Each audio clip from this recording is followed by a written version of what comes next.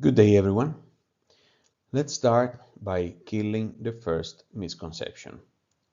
Pornhub was not hacked directly. And the distinction matters more than you think. What you're looking at here is not a breach in the classic sense. No exploit chain, no RCE, no malware dropped on Pornhub servers. Instead, this was a supply chain compromise. Pornhub did everything right enough on their side and still lost 94 gigabytes of deeply sensitive data.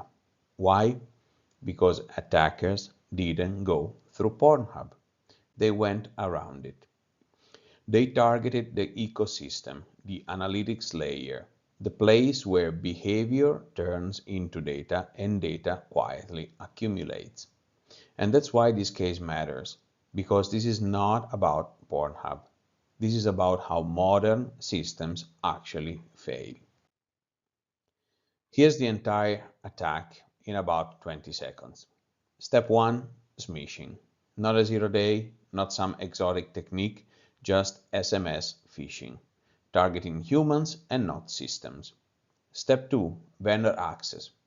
The attackers land inside an analytics provider, a trusted third party that legitimates access to customer telemetry. This is the pivot point. Once you are inside a vendor, you inherit everyone's trust.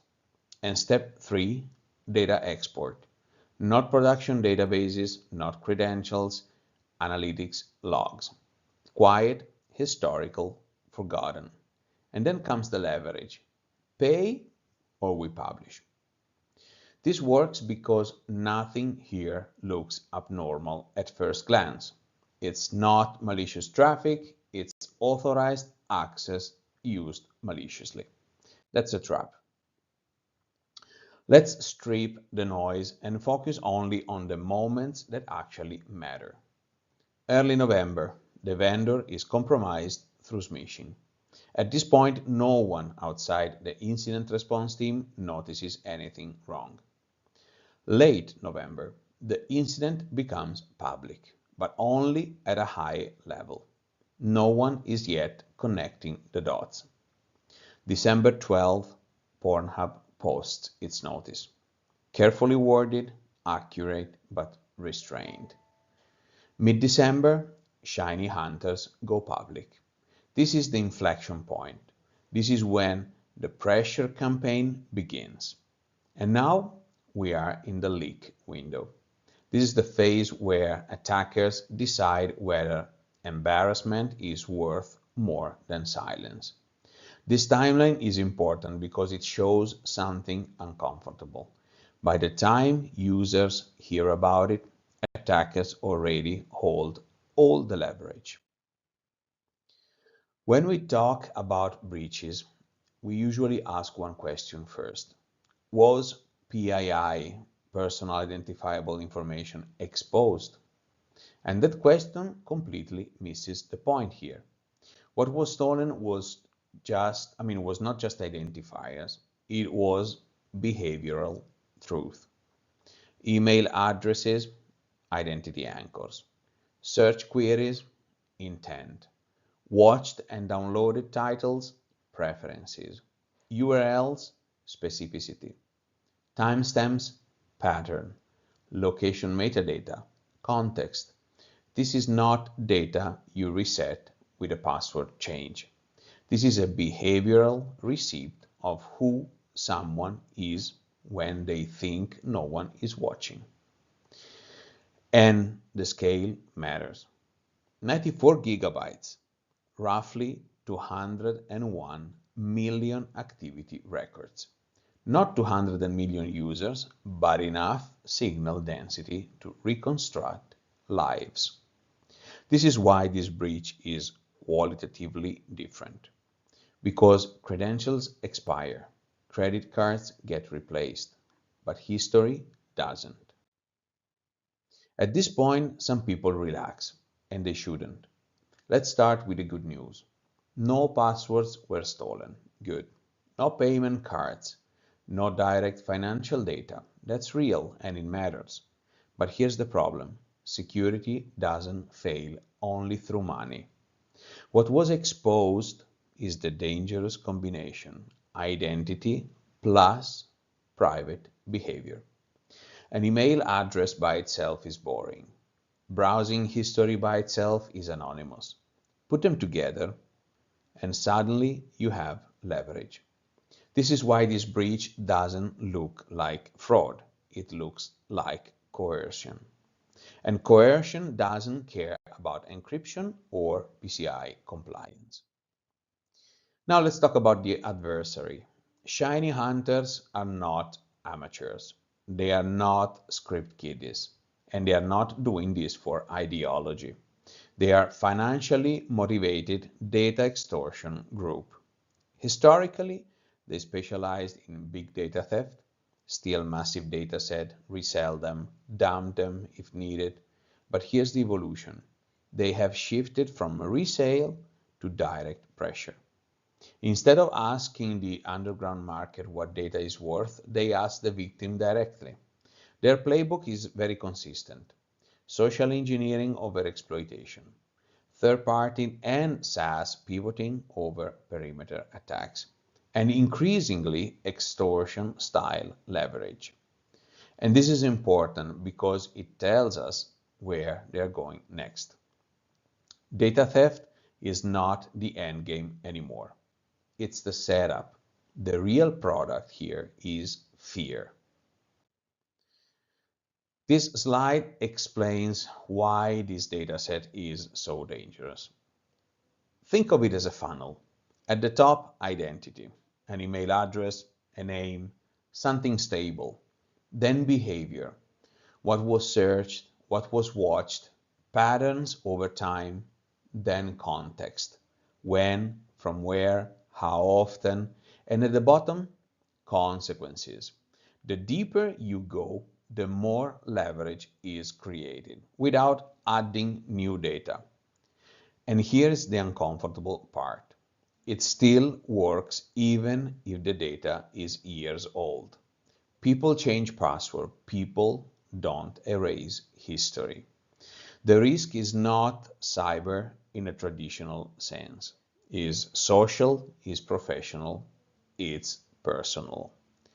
This is why attackers love behavioral data, because the strongest pressure point is not technical, it's human.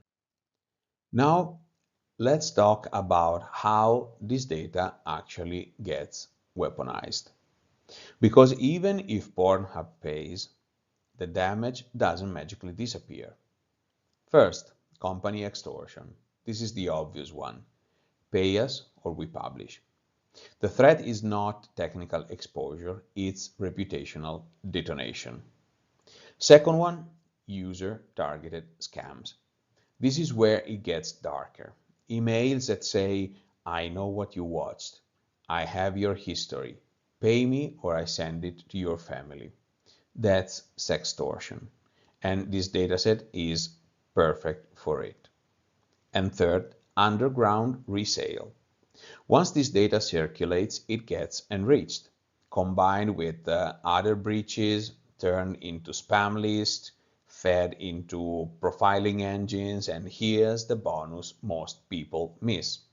Spear phishing becomes hyper-personal. Not dear user, but messages tailored to identity, timing, and behavior. That's how data turns into pressure. Now let's be brutally honest, especially with engineers. The real vulnerability here was not smishing. It wasn't even the vendor breach. It was data retention. Pornhub stopped using the analytics vendor in 2021, but the data stayed. And that's the bug. Offboarding does not equal deletion. Historical analytics feels harmless until it becomes a future liability. When a vendor gets compromised, their breach instantly becomes your incident. This is business logic risk, and most threat models still don't account for it. So, Let's close now this section with concrete defense lessons. First, minimize fields. Never log what you would be terrified to leak. Second, tokenize identifiers. Analytics doesn't need raw email addresses. Third, retention limits with verified deletion. Not promises, just proof.